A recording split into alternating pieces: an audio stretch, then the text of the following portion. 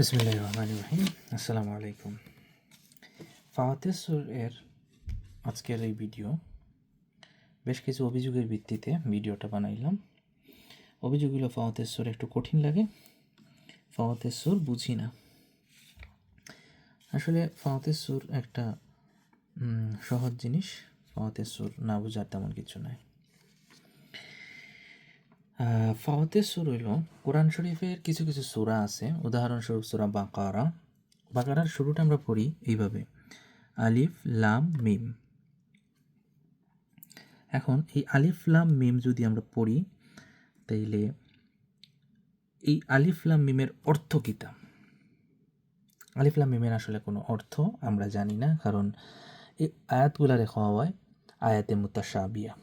সূরা বাকারা যে প্রথম আয়াত, এই প্রথম আয়াতটা হচ্ছে আলিফ লাম মিম। এই আলিফ লাম মিমের কোনো অর্থ আমাদের কাছে খোলাসা করিয়া নাই। উলামায়ে কেরাম বলতে এগুলার অর্থ বের করার চেষ্টা করছেন, কিন্তু সবাই একমত হয়েছেন। কিছু সম্ভাব্য অর্থ বের করা হয়েছে, কিন্তু সবাই একমত যে এগুলার অর্থ আল্লাহই বালা জানেন, এগুলার অর্থ আমরা সামনে উন্মুক্ত করা হয়েছে না। এখন এই আলিফ লাম মিম যে আমরা পড়ি, এই আলিফ লাম মিমের কোনো অর্থ আমাদের কাছে নাই, এবং কোরআন শরীফে এই ধরনের 29টি সূরা আছে, যে 29টি সূরার পূর্বে এই ধরনের আয়াতে মুতাশাবিয়া আইছে। এই আয়াতে মুতাশাবিয়ার যে হরফগুলা আছে, এই হরফগুলাকে আমরা ফাওয়াতিস সূর বলি। এখন ফাওয়াতিস সূর কাকে বলে যদি আমাদেরকে প্রশ্ন করা হয়, তাহলে আমরা উত্তর দিতাম পারি কোরআন শরীফে 29টি সূরার পূর্বে, কোরআন শরীফে 29টি সূরার পূর্বে যে 14টি হরফ আসিয়াছে যেগুলা কোনো অর্থ নাই, বিচ্ছিন্নভাবে আসিয়াছে যেগুলোর কোনো অর্থ নাই, এগুলারে আমরা ফাওয়াতিস সূর বলি। এখন তো ফাওয়াতিস সূর কতটি, এটাও একটা গুরুত্বপূর্ণ প্রশ্ন। আমি ইতিমধ্যে হয়ে দিয়েছি, ফাওয়াতিস সূর হইল 14টি। এই 14টি কিতা কিতা, আমি আল-কাউলুস সাদির থেকে একটু হেল্প নিই। এই 14টি হইল সোয়াদ লাম, এরকম আমরা বিচ্ছিন্নভাবে পড়তাম পারি, অথবা একসাথে একত্রিত করি। এই 14টি হরফে একত্রিতভাবে আমরা পড়তাম পারি সিলহু সাহিরান মান কাতাআক। সো এই 14টি হরফরে ফাওয়াতিস সূর বলা হয়।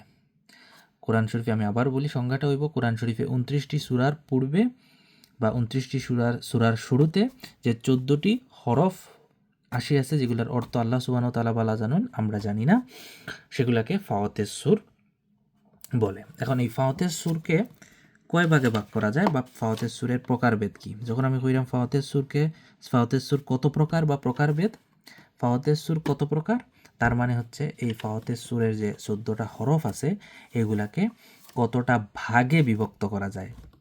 তো ফাওয়াতিস সূরকে দুই ভাগে বিভক্ত করা যায়। ফাওয়াতিস সূরকে দুই ভাগে বিভক্ত করা যায়, একটা হচ্ছে 3 হরফি আর একটা হচ্ছে 2 হরফি। এখন 3 হরফি কিতা আর 2 হরফি কিতা? যে সকল হরফগুলারে ভাঙলে 2 হরফ পাওয়া যায় সেগুলো হচ্ছে 2 হরফি। যে হরফগুলারে ভাঙলে 3টা হরফ পাওয়া যায় সেগুলাকে বলে 3 হরফি। এখন হরফ আবার ভাঙা যায় কিভাবে, বোঝার সুবিধার্থে আমরা একটা হরফ নিই, যেমন লাম। আমরা যখন লাম উচ্চারণ করি, লাম একটু লম্বা করে যদি উচ্চারণ করি, লাম উচ্চারণের শেষের দিকে, কিন্তু লামের উচ্চারণের শেষের দিকে মিম আওয়াজটাও আসে। হরফটারে ভাঙতে হইলে আসলে আওয়াজের দিকে খেয়াল করতে হইব। লাম লাম হইলে মিমের উচ্চারণটাও কিন্তু আসে। তাইলে আমরা যদি একটু চিন্তা করি, লাম হরফটারে ভাঙতে হইলে আসলে লাগে 3টা হরফ, একটা লাম নিজে, একটা হচ্ছে আলিফ আর একটা হচ্ছে মিম।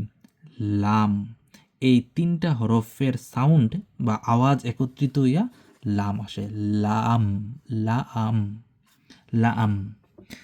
সো এইভাবে 3 হরফি, যেমন মিম, মিম হরফটারে ভাঙা যায়। যদি আমরা মিম হরফটা আনি, এটারে ভাঙতে হইলে 3টা হরফ লাগে, এটারে ভাঙলে 3টা হরফ পাওয়া যায়, মিম ইয়া এবং মিম। মিম ইয়াজের মি আর মিম, মিম। তো যে হরফগুলারে ভাঙলে 3টা হরফ পাওয়া যায় সেইগুলারে বলা হয় 3 হরফি, আর যেই হরফগুলারে ভাঙলে 2টা হরফ পাওয়া যায় সেগুলাকে বলে 2 হরফি। যেমন 2 হরফির একটা উদাহরণ যদি দেই, 2 হরফির একটা উদাহরণ হচ্ছে হা। হা যদি আমরা বলি তাহলে হা এবং আলিফ, এটা যদি আমরা ভাঙি তাহলে আমরা পাইব হা যোগ আলিফ, হা। হা, এখানে আর কোনো অন্য কোনো হরফের উচ্চারণ নাই, তাইলে হা।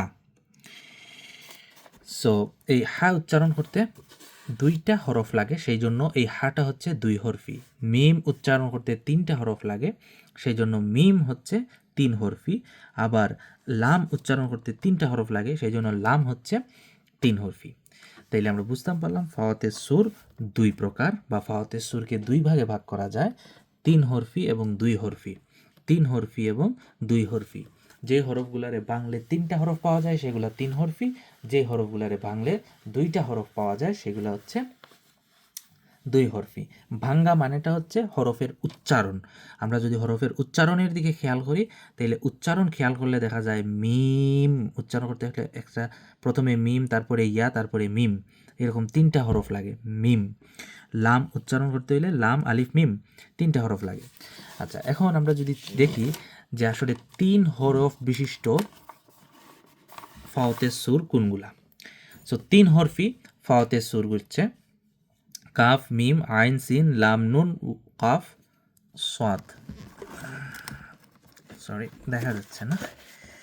সো এগুলাকে যদি আমরা একত্রিত করিয়া পড়ি, কাম আসালিন নাকাস, কাম আসালিন নাকাস, এগুলো হচ্ছে 3 হরফ বিশিষ্ট ফাওয়াতের সুরের উদাহরণ। অর্থাৎ এই কাম আসালিন নাকাসের প্রত্যেকটা হরফরে যদি ভাঙা যায়, এখানে প্রত্যেকটা হরফের ভিতরে 3টা করে হরফ পাওয়া যাইব।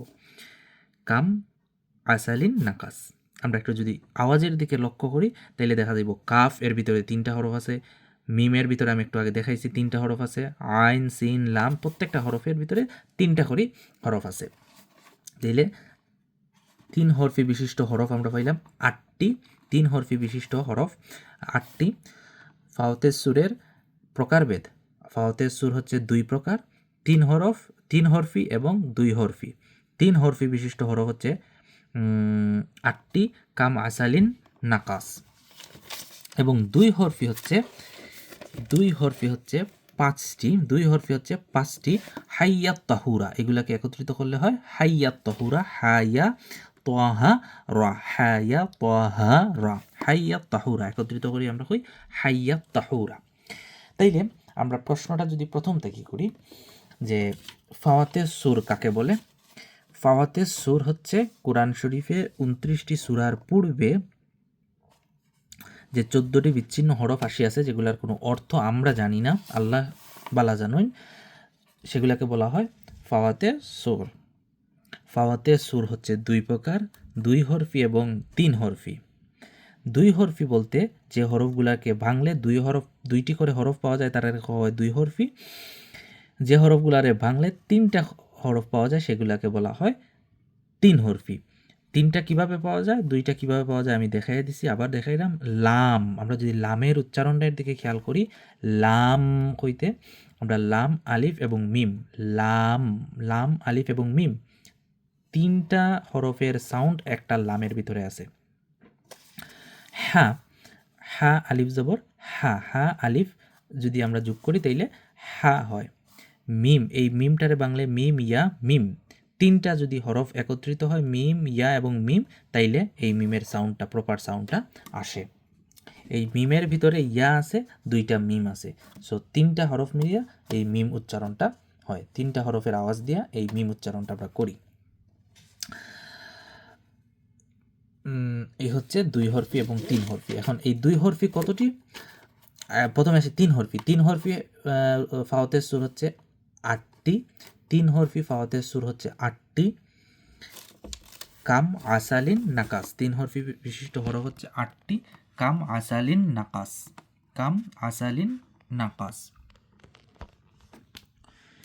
এবং 2 হরফি বিশিষ্ট ফাওয়াতের সুর হচ্ছে 5টি। হাইয়া তাহুরা, হাইয়া তাহুরা, হাইয়া তাহুরা। সো এইখানে একটা জিনিস যদি খেয়াল করি, 3 হরফি বিশিষ্ট হচ্ছে 8 এবং 2 হরফি বিশিষ্ট হচ্ছে 5। 8 আর 5 হচ্ছে 13। আর যেহেতু আমরা খুঁজলাম ফাওয়াতে সুর 14টি, তাইলে আরেকটা হরফ গেল কই? আরেকটা হরফ হচ্ছে আলিফ, যে হরফ আছে, আলিফ যেহেতু মদের হরফের ভিতরে পড়ে না, সেই জন্য এটারে আলাদা হয়ে আমরা কাউন্ট করি। মদের হরফের ভিতরে আলিফ পড়ে না দেখে এটারে আমরা আলাদাভাবে হিসাব করি। এই 13টার সাথে আরেকটা আলিফ যুক্ত হইলে মোট হইব 14টা, মোট 14টি। এখন এই 5টি যে 2 হরফি বিশিষ্ট, এগুলার যদি আমরা চিন্তা করি, এগুলা কিন্তু মদের ভিতরে পড়ে। আবার এই যে 3 হরফি যে 8টি, এগুলারে যদি আমরা চিন্তা করি, মিম, লাম, এগুলা কিন্তু মদের হরফের ভিতরে, মদের ভিতরে পড়ে, মদের কায়দায় পড়ে যায়। সেই জন্য এগুলাকে আমরা ওই ভাগের সময় আলাদা রাখি। আর আলিফ যেহেতু মদের কায়দায় পড়ে না, সেই জন্য আমরা আলিফকে আলাদা করে হিসাব করি। তাইলে আমরা আবার একটু চিন্তা করি, আলিফের ফাংশনটা যদি আমরা মাথায় নাও নিতে চাই তাহলেও কোনো সমস্যা নাই। আলিফ আমরা শুধু হিসাবের জন্য আমি দেখাইলাম যে 8 5 অনেকের ভিতরে মাথায় আসে 8 5 13, তাইলে আরেকটা গেল কই? আরেকটা হচ্ছে আলিফ, আলিফটা আমরা আলাদা করে হিসাব করি। তো আবার আমরা প্রথম থেকে একটু যদি দেখি যে কোরআন শরীফে 29টি সূরার পূর্বে, কোরআন শরীফে 29টি সূরার পূর্বে যে 14টি হরফ আসিয়াছে, যেগুলা আলাদা আলাদাভাবে আসিয়াছে, এগুলারে বলা হয় ফাওয়াতের সুর। এই ফাওয়াতের সুরগুলা 2 ভাগে ভাগ করা যায়, 3 হরফি এবং 2 হরফি। 2 হরফি 5টি, 3 হরফি 8টি। 2 হরফি বলতে যে হরফগুলারে ভাঙলে 2টা করে হরফ পাওয়া যায়, 3 হরফি বলতে যে সকল হরফগুলারে ভাঙলে 3টা করে হরফ পাওয়া যায়। এই প্রত্যেকটার মিসাল, অর্থাৎ প্রত্যেকটা হরফগুলো আমাদের জানতে হবে।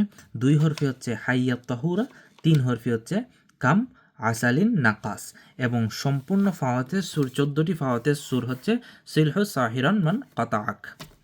আমরা যদি এতটুকু পর্যন্ত জানি, তাইলে ইনশাআল্লাহ এর বাইরে থেকে পরীক্ষাতে আর কিছুই আসবে না, এর ভিতরেই ইনশাআল্লাহ আমাদের প্রশ্নগুলো পড়ে যাবে, ফাওয়াতের সুর থেকে যদি প্রশ্ন আসে। আসসালামু আলাইকুম ওয়া রাহমাতুল্লাহ।